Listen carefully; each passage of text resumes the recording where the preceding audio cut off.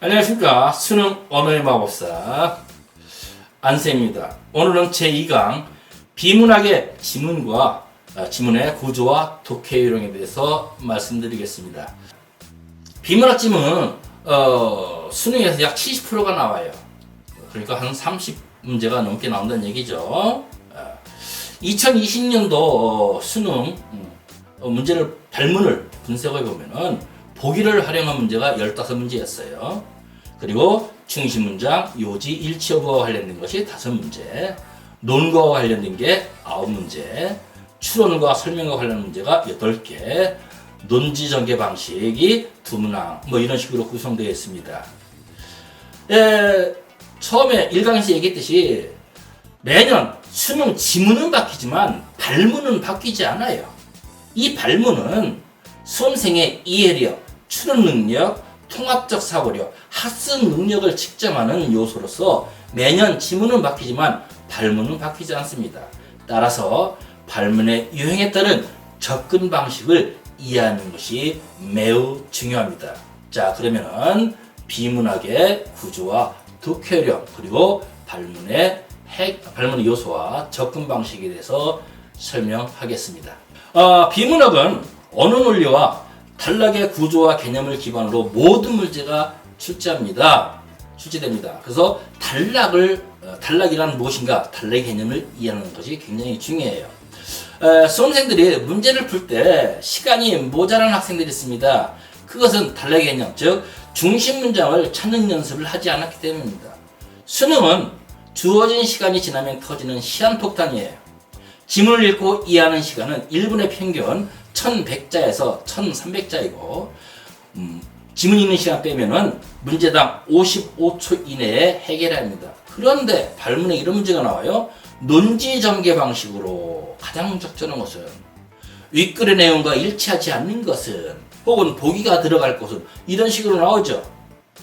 이런 발문이 나오면 음악의 되돌이표처럼 지문을 두세 번 더 읽어야 합니다. 그래서 시간이 모자라는 것이에요. 따라서 각 단락의 중심 문장을 찾고 중심 문장을 찾는 연습이 굉장히 중요합니다. 그러면 중심 문장은 어떻게 찾아야 할까? 그 방법에서 이야기하도록 하겠습니다. 자, 독해 시작은 단락에 대한 개념의 이해로부터 시작됩니다. 단락이란 하나의 완결된 생각의 덩어리예요.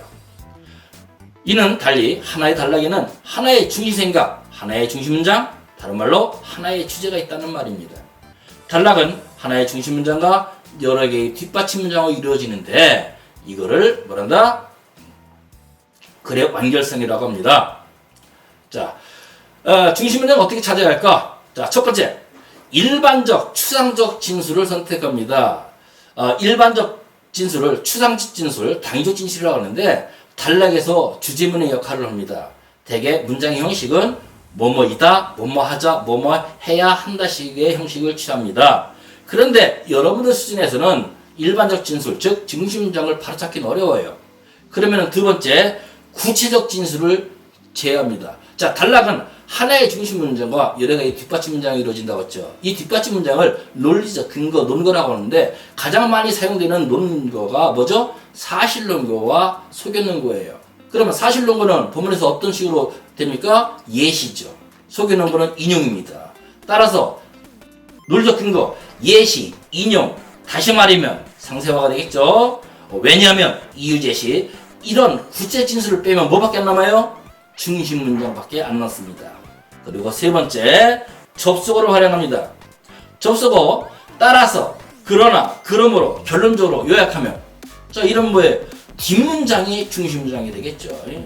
왜냐하면 다시 말해서 예컨대, 비유컨대 이런 접속어가 나오면은 앞문장이 중심 문장입니다.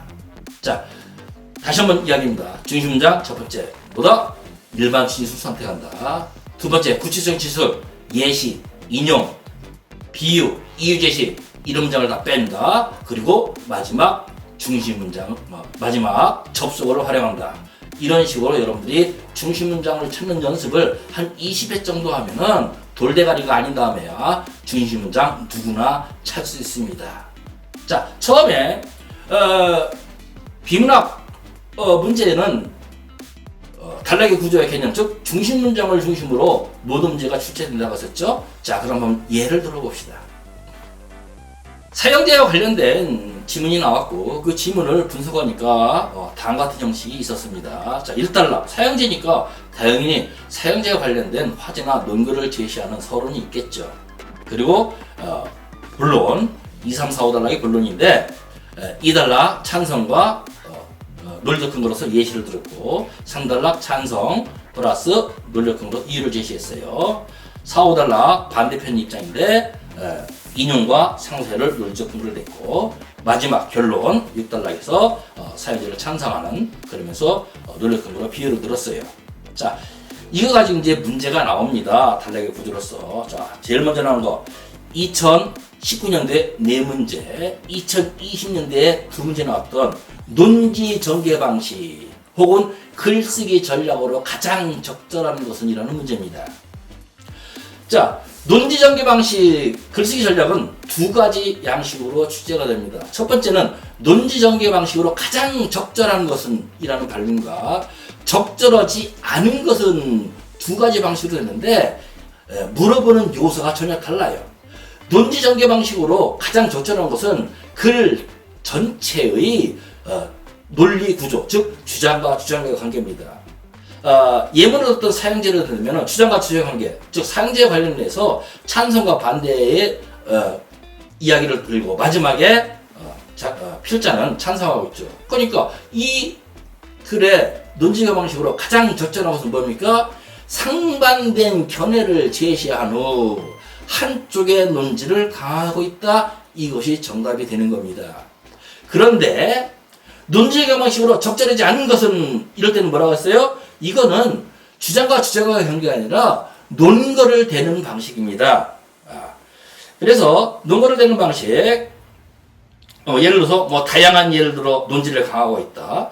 전문가의 말을 이용하여 설득을 높이고 있다. 식으로 선택지의 내용이 서술됩니다. 논지적인 방식으로 적절하지 않은 것인 경우는 여러분들이 틀리지를 않아요.